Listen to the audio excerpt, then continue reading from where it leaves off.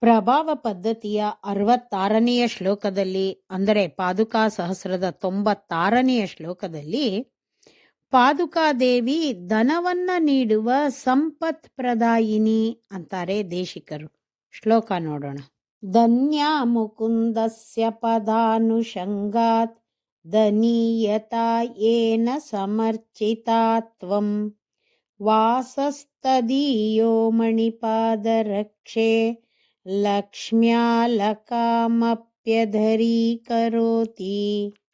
ಮಣಿಪಾದುಕೆ, ಮಣಿಗಳಿಂದ ಕೂಡಿದ ಪಾದುಕೆಯೇ, ಮುಕುಂದಸ್ಯ ಭಗವಂತನ, ಪದ ಅನುಷಂಗಾತ್ ಪಾದದ ಸಂಬಂಧದಿಂದ, ಧನ್ಯ ಅತ್ಯಂತ ಪರಿಶುದ್ಧವಾಗಿರುವ ಅಥವಾ ಹಣವನ್ನು ಪಡೆದಿರುವ, ತ್ವಂ ನೀನು, ಧನೀಯತಾ ಹಣಕ್ಕಾಗಿ ಆಸೆಯನ್ನು ಪಡುವವರ, ಏನ ಯಾರಿಂದ, ಸಮರ್ಚಿತ ಪೂಜಿಸಲ್ಪಟ್ಟೆಯೋ, ತದೀಯ ಅವರುಗಳ, ವಾಸಃ ಮನೆಯಾದುದು, ಲಕ್ಷ್ಯ ಸಂಬಂಧದಿಂದ, ಆಲಕಾಮಪಿ ಕುಬೇರನ ಪಟ್ಟಣವನ್ನೂ, ಅಧರೀಕರೋತಿ ಕೆಳಮಟ್ಟದ್ದನ್ನಾಗಿ ಮಾಡುತ್ತದೆ.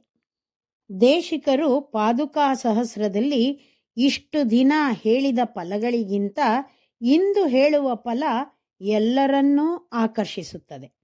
ಯಾವ ಪದವಿಯ ಬಗ್ಗೆ ದೇಶಿಕರು ಹೇಳಿದ್ದರೋ ಆ ಪದವಿಗಳು ಬಹಳ ಶ್ರೇಷ್ಠವಾದುದೇ ಆದರೂ ಹಣ ಎಂಬುದು ಎಲ್ಲಕ್ಕಿಂತ ಹೆಚ್ಚು ಆಕರ್ಷಣೀಯವಾದುದು.